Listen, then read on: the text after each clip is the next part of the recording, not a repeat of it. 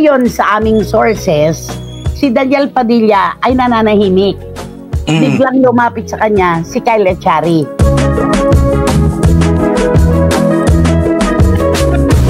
Eto, isa-isahin natin yung mga karakter dito.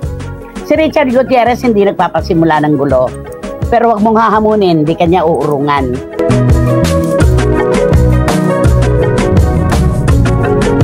Andun si Richard, pero bakit niya pinabayaan si Daniel Padilla?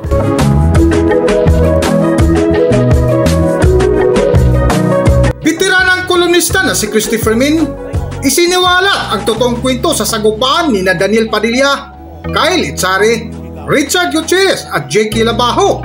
Kung bago lang kayo dito sa aking YouTube channel, huwag kalimutan mag-subscribe at pindutin yun na rin ang notification bell para ma-notify kayo sa ating susunod na video. Maraming salamat!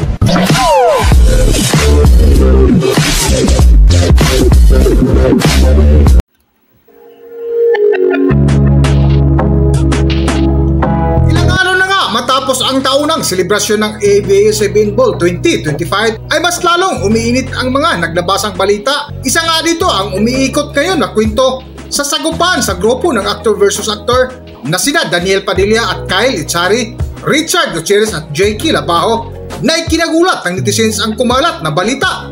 Sa programa nga ng bitiranang kolumnista na si Christopher Min ay binahagi nito na mula mismo sa kanilang source ang nakuhang balita ukol sa kaguluhan ng nasabing event. Kaya eto po mga kapatid, ang akin pong source dito ay yung mismong katabi ni Daniel Padilla at ni Richard Gutierrez. Ayan na. Yung katabi talaga.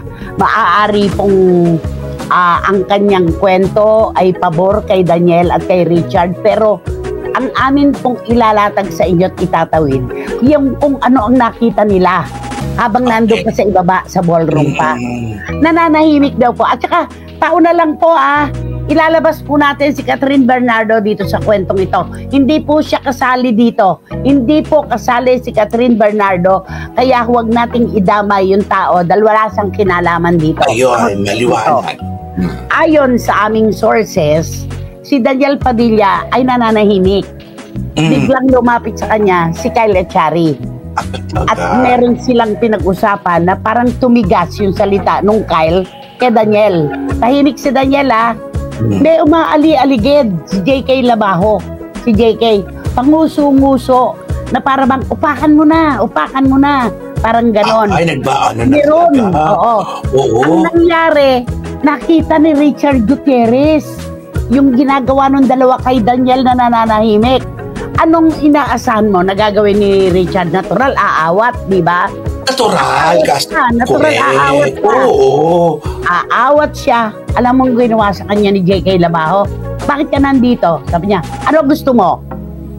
Ay, hinamon ng tuntunan, ng tapang. Si Richard Gutierrez.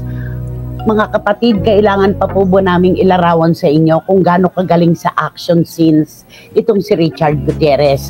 Nung akma na nasusugod si Richard, nagdatingan ang mga security guard at ang iba pang mga tagapamuno doon. Yung mga road managers, yung mga ganon. So, okay na sana. So, sila ay umakyat na. Si Tita Annabel, nalaman na lang niya na meron palang gulo sa ibaba. Doon na sa itaas kasi nandun na sila sa Skybar. Sa Skybar. Nagsimula pa pala ito sa babang initan. Oo, sa Skybar.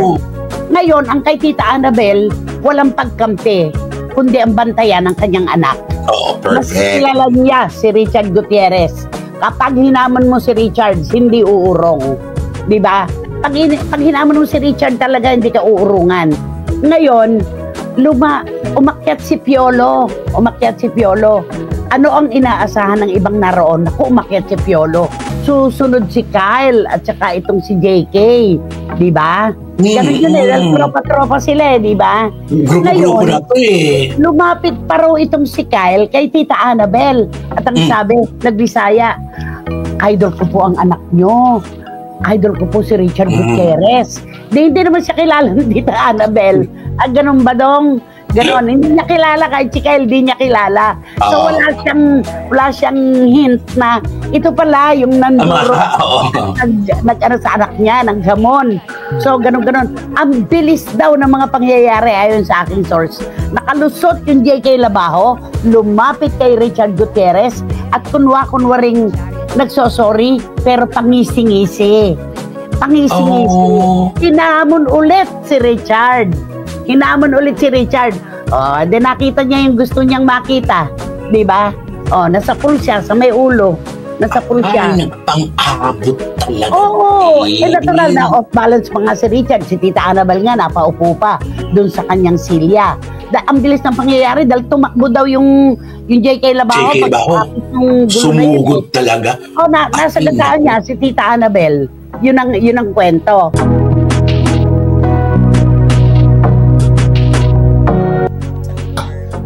Sa patuloy nga ng kwento na ibinahagi ng bitiranang kolumnista si Christopher Min ay inisa-isa nito ang karakter sa mga taong sangkot sa gulo na kung saan ibinulgar ni Nanay Christie kung sino ang nagsimula sa nasabing sagupan sa grupo ng aktor versus aktor na sina Daniel Padilla, Kyle Echari, Richard Gutierrez at J.K. Labajo. Para sa buong kwento, narito ang video.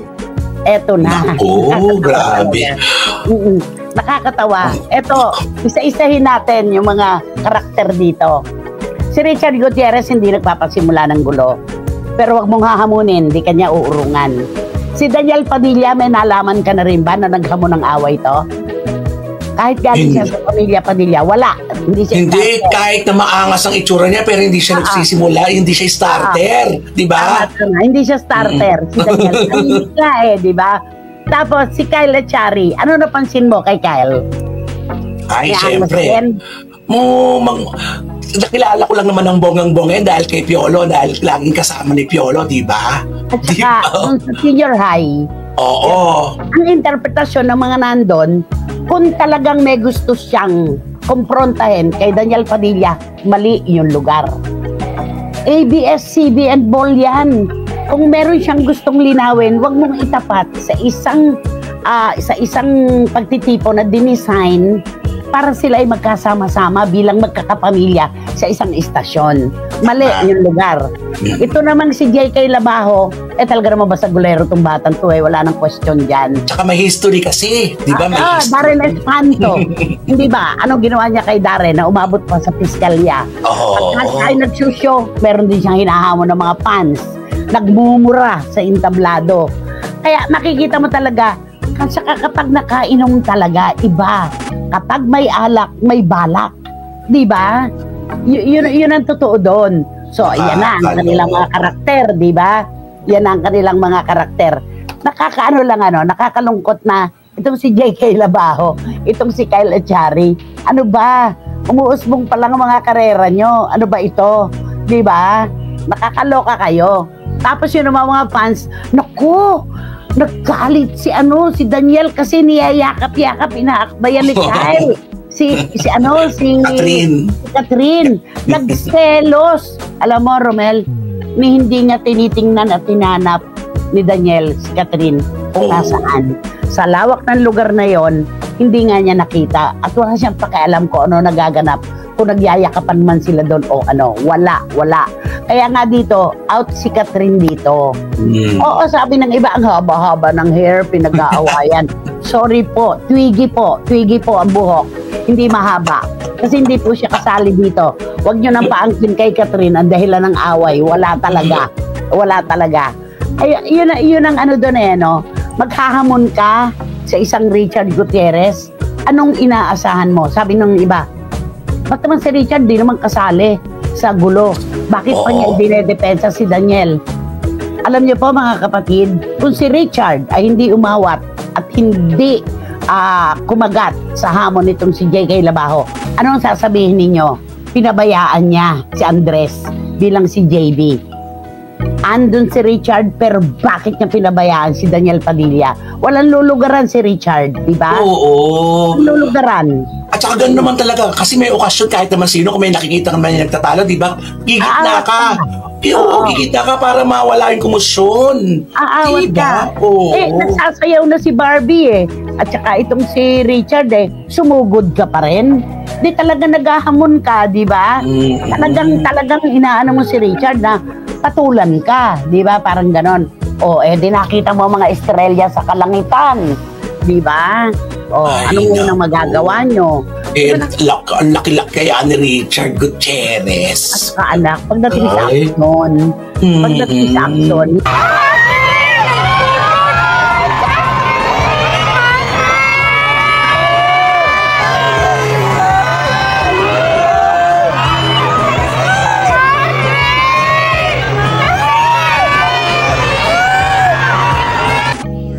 Hanggang dito na lang muna ang ating video at kung nagustuhan nyo, huwag kalimutan mag-subscribe at pindutin nyo na rin ang notification bell para ma-notify kayo sa ating susunod na video. Maraming salamat!